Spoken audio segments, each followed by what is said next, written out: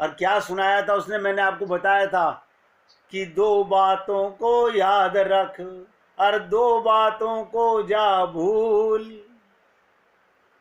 जीवन, भगवान को और मृत्यु को सदा याद रखो। ना तो हम भगवान को सदा याद रखते हैं और ना ही मृत्यु को सदा याद रखते हैं। बार बार निवेदन करता हूं कि ध्यान में रखना सदा भगवान रहते साथ में। मेरे कहने से नहीं, ये हकीकत है। आप सो जाते हो, परमात्मा कभी नहीं सोते। ऐसे ही मृत्यु सुनिश्चित है जिसे टाला नहीं जा सकता। एक प्रसंग सुना देता हूं, शायद उसके प्रसंग से हम लोगों को थोड़ी सी, कल तो मैंने बताया था ना कि लंकनी को घूंसा लगा। अगर संत महात्मा हमारी खोपड़ी में, हमारी बुद्धि में ये घूंसा ना मारें तो हम कभी नहीं समझ सकते। जब हनुमान जी को रावण के दरबार में बांध के लाया गया तो हनुमान जी बंधे हुए भी मुस्कुरा रहे हैं। तो रावण ने एक बड़ी विशेष बात कही और बड़ी विचित्र बात कही। रावण ने कहा, तेरे को अपनी मौत नजर नहीं आ रही?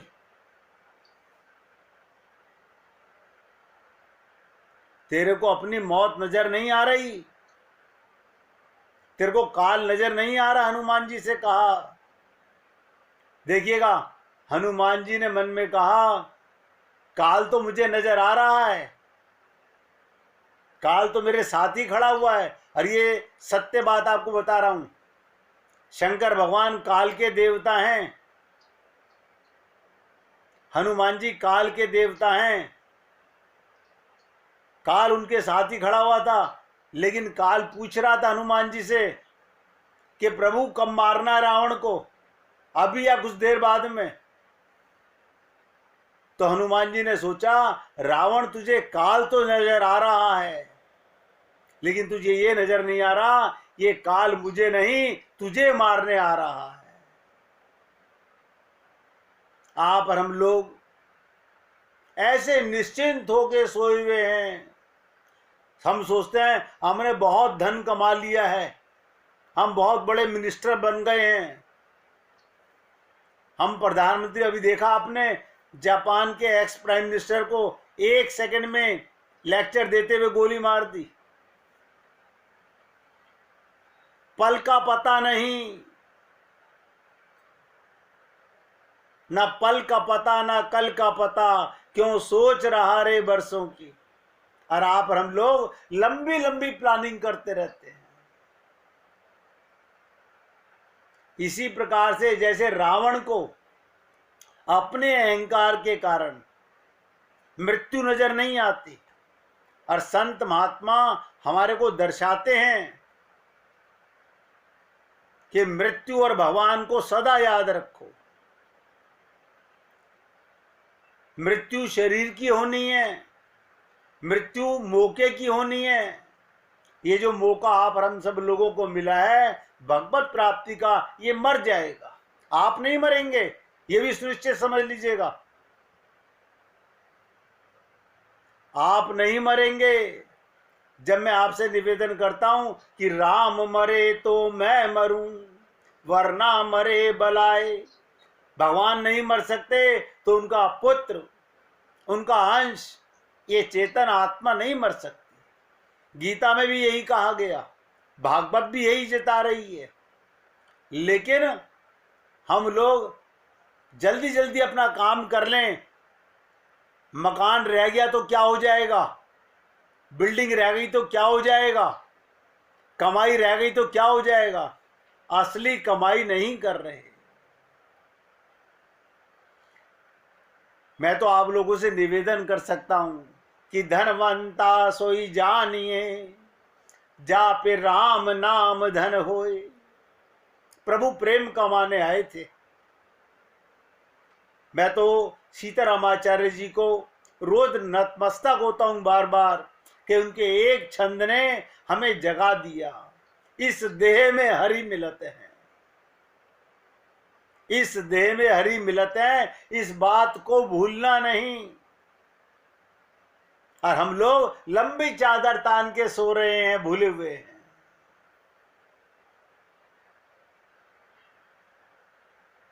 देह तो मिला, मौका तो मिला, गुरु भी मिले, मानव चोला भी मिला, लेकिन अभी उत्कंठा नहीं, जिज्ञासा नहीं, लालसा नहीं, तड़प नहीं, बेचैनी नहीं, भगवान के लिए आंसू नहीं। कहां से लाएं वो?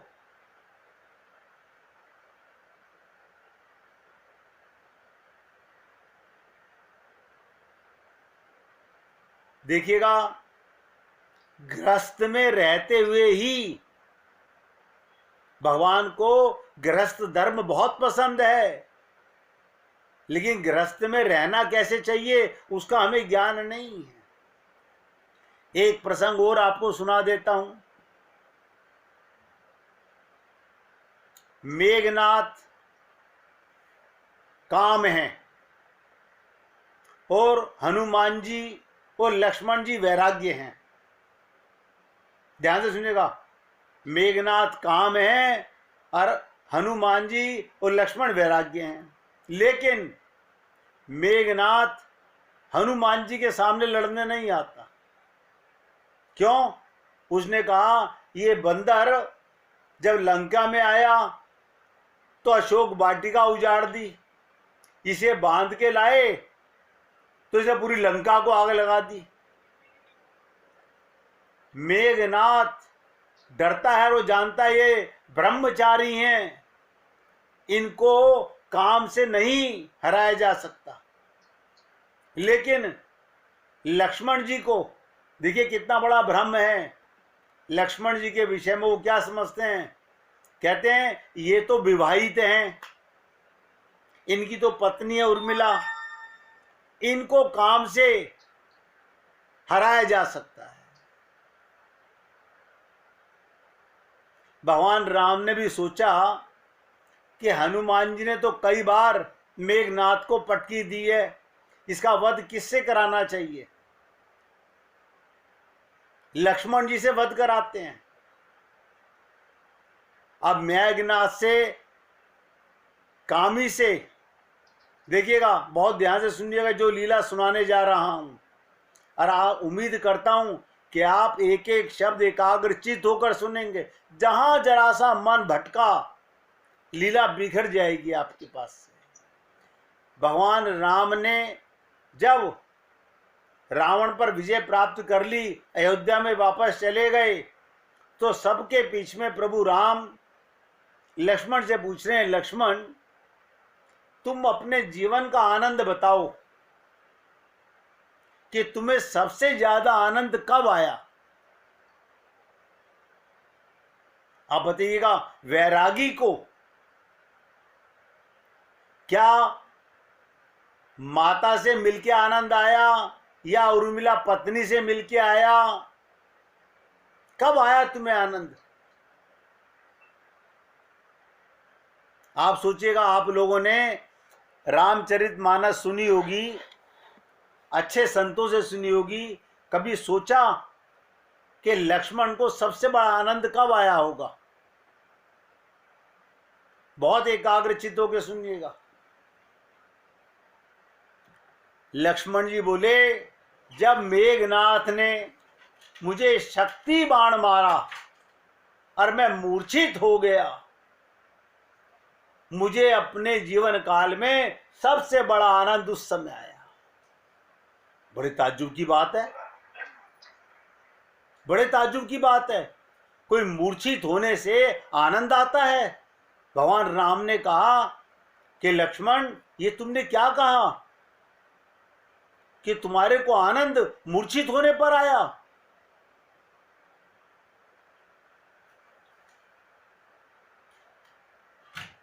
बोले, तुम तो मुझे सुला करके जागते थे।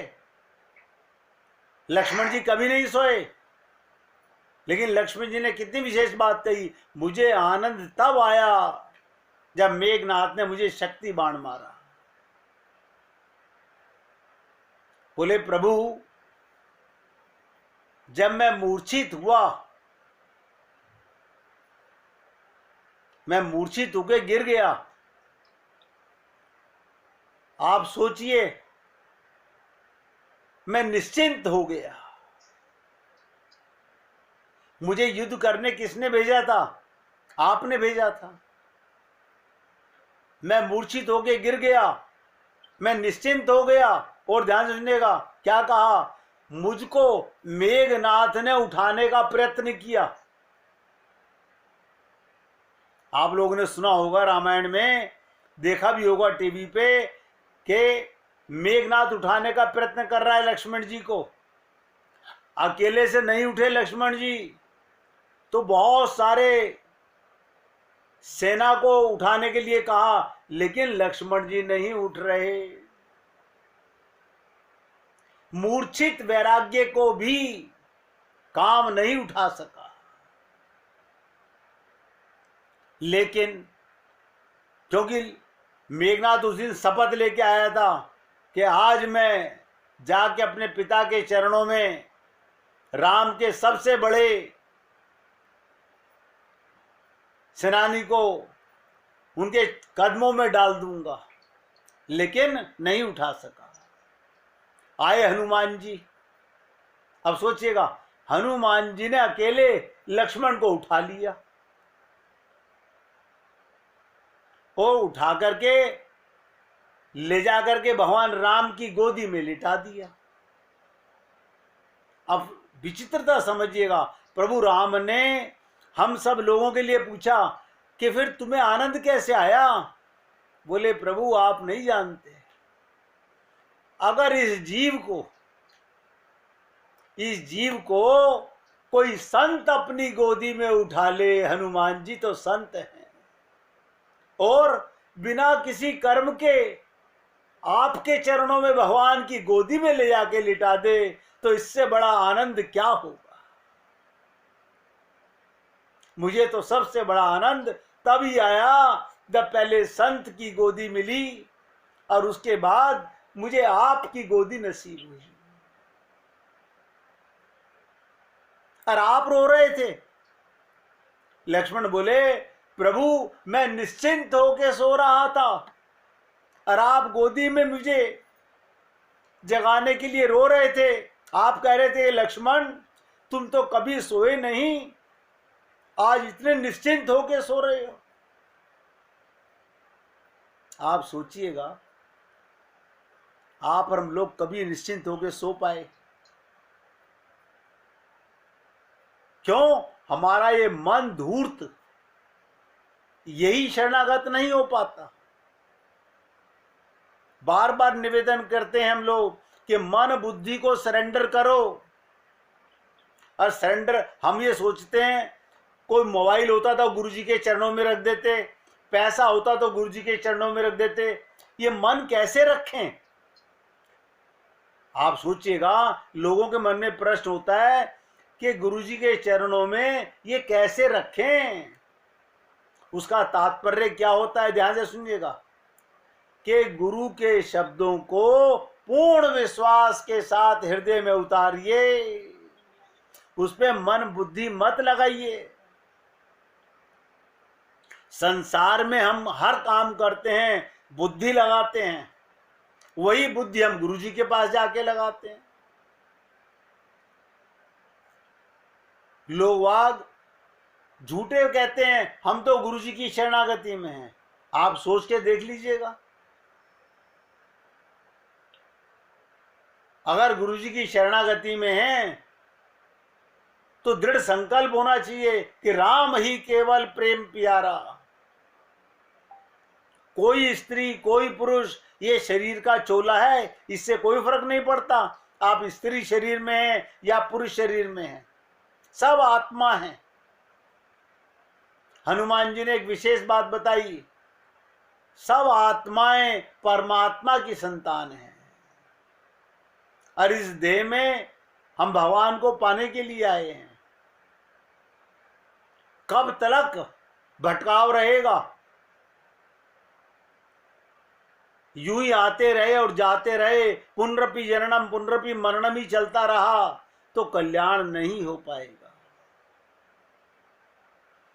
देखिए, मैं तो आप लोगों से निवेदन कर रहा हूं, प्रसंग बहुत हैं भी, दृढ़ता चाहिए। इसलिए मैं आपको ऐसे ऐसे प्रसंग सुनाता हूं कि हमको कब वो संत की गोदी, हमको कब भगवान की गोदी नसीब होगी। इससे तो जब अच्छे थे, जब हम अबोध बालक थे। इसलिए संत महात्मा कहते हैं कि बाल भाव में आइए, बालक बन जाइए। और हम लोग शरीर से बूढ़े हो जाते हैं, लेकिन हमारा मन जवान बन के लंबी लंबी प्लानिंग करता रहता है। और एक तरफ कहते हैं होगा वही जो राम रचि राखा, होगा वही जो राम रचि राखा।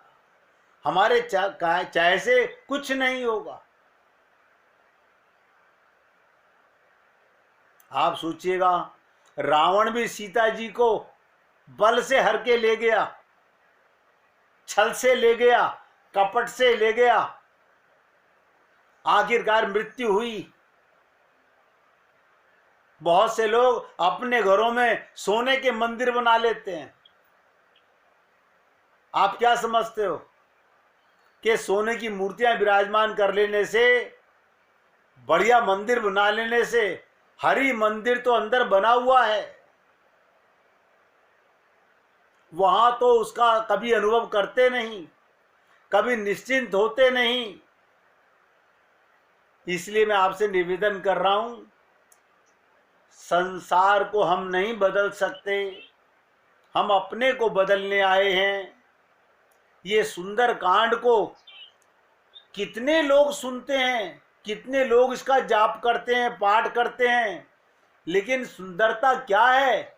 जीव का माता पिता की गोदी में चले जाना। कितने बंदरों ने कोशिश की, कोई भवसागर पार नहीं गया।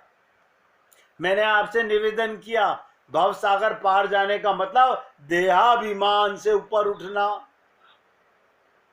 हम देह के अभिमान में मरे जा रहे हैं।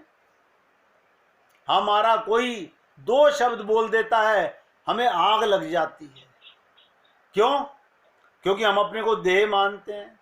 और कथा सुनते हैं महात्मा बुद्ध की, नानक जी की, जिनको लोगों ने बहुत गालियां दी, फिर भी हमने प्रेरणा नहीं ली।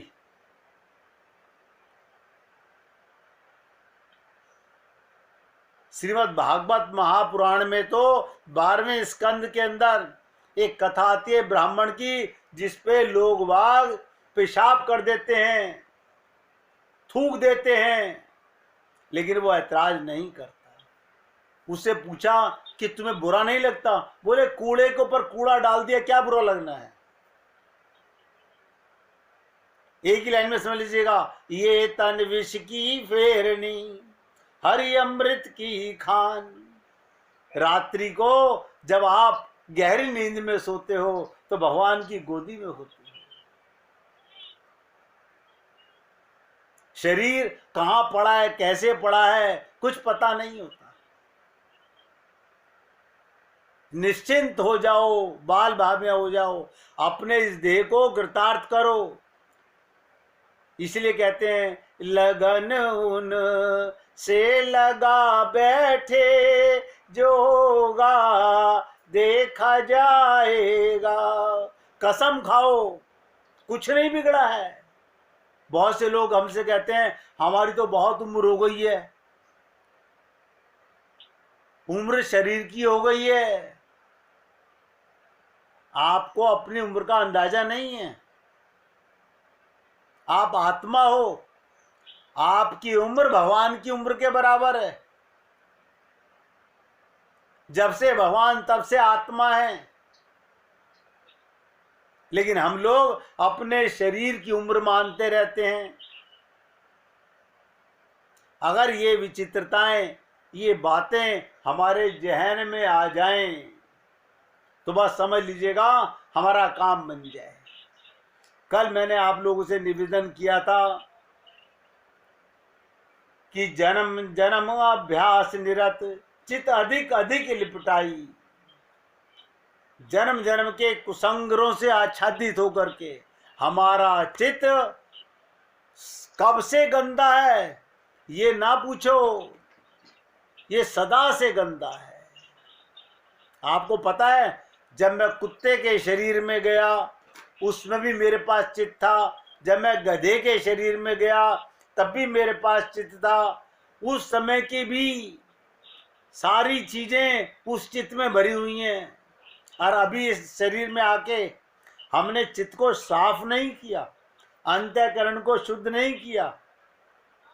ये शरीर मिला था अंतःकरण को शुद्ध करने के लिए, निर्मल करने के लिए। हमने तो केवल चौपाई गाली कि निर्मल मन जन सो मोहि पावा, मोहि छल कपट छिद्र न भावा। लेकिन हमने कहा भगवान को क्या पता चलेगा। आप सोचिएगा क्या मल है हमारे अंदर,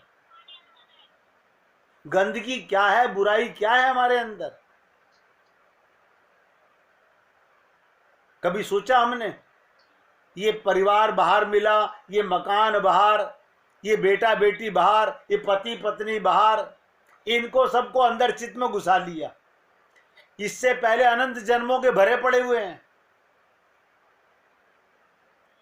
और दूषित कर लिया। गंदे कपड़े को और गंदे पानी में धो लिया, मलिन कर लिया।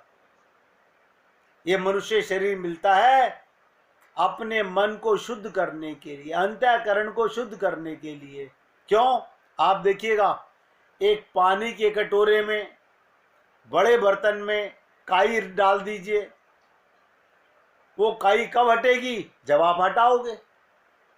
काई के हटाते ही आपको पानी आईने की तरह नजर आता है, आपका हृदय आईने की तरह है। लेकिन कब? जब इसमें मलिनता ना हो। तुलसीदास जी तो केवल चौपाई लिख सकते थे कि निर्मल मन जन सो मोहि पावा। लेकिन आप और हम लोग कभी अपने आप में नहीं सोच पाते कि हमारे मन के अंदर कौन सा मल भरा हुआ है। इसलिए निवेदन कर रहा हूं, बहुत एकाग्रचित होकर के सत्संग सुना करो। मैं तो आप लोगों का सेवक हूं, सेवा करने आता हूं। ये मौका मिला है जीवन में, बार बार नहीं मिलेगा। जितना समय हम अपना संसार में लगाते हैं उतना भगवान को ना तो कभी याद करते हैं, याद करने की जरूरत ही नहीं है। बस इतनी सी बात है, जैसे मानते हो मैं शरीर हूं, ऐसे अपने को आत्मा मानो तो परमात्मा सदा साथ में रहेगा। कोई पत्नी अपने पति के नाम की माला जपती है? नहीं जपती। शरीर मानती है तो उसे अपने साथ महसूस करती है। इसी प्रकार से जो अपने को आत्मा मानता है वो सदा भगवान को महसूस करता है। अब एक